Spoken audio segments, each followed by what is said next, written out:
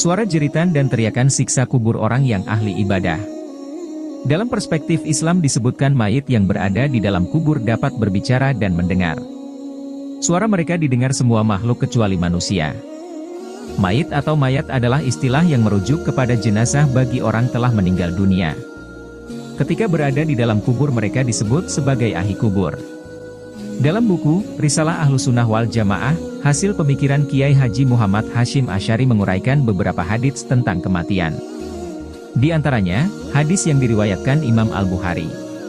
Nabi Shallallahu Alaihi Wasallam bersabda yang artinya, ketika jenazah mau diantarkan ke kubur, jika ia seorang yang saleh akan berkata, segera bawa aku ke pemakaman. Dan jika ia bukan orang saleh, ia akan berkata, celakalah aku, mau kau bawa kemana diriku.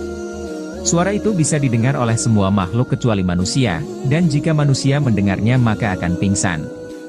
Hadis riwayat Al-Bukhari, dari Anas radhiyallahu anhu, Nabi bersabda, apabila seorang mayat telah diletakkan dalam kubur, dan orang-orang telah meninggalkannya, maka dua malaikat mendatanginya dan bertanya, bagaimana pendapatmu mengenai Muhammad? Ia menjawab, aku bersaksi ia adalah hamba Allah dan Rasul-Nya. Maka malaikat berkata, lihatlah tempatmu di neraka telah diganti dengan surga. Maka orang itu pun bisa melihat surga dan neraka.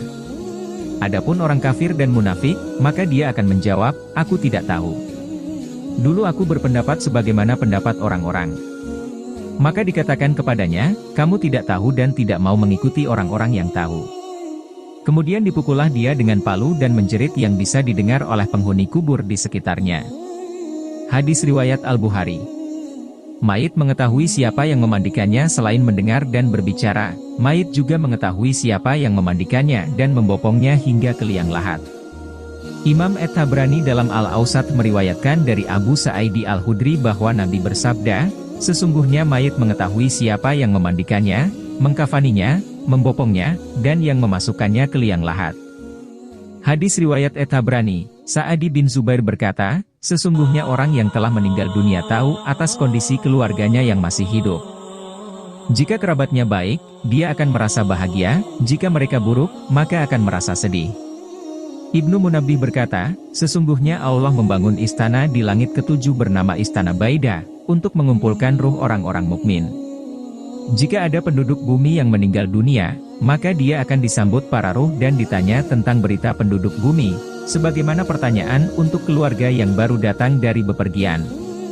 Demikian gambaran keadaan mayit dan ahli kubur sebagaimana dinukil dari beberapa hadis Nabi. Bagi orang yang meyakini kehidupan setelah mati dan beriman kepada hari akhir, hendaknya mengisi hidupnya dengan amal kebaikan agar tidak ada penyesalan setelah ruh berpisah dari jasad. Wallahu alam.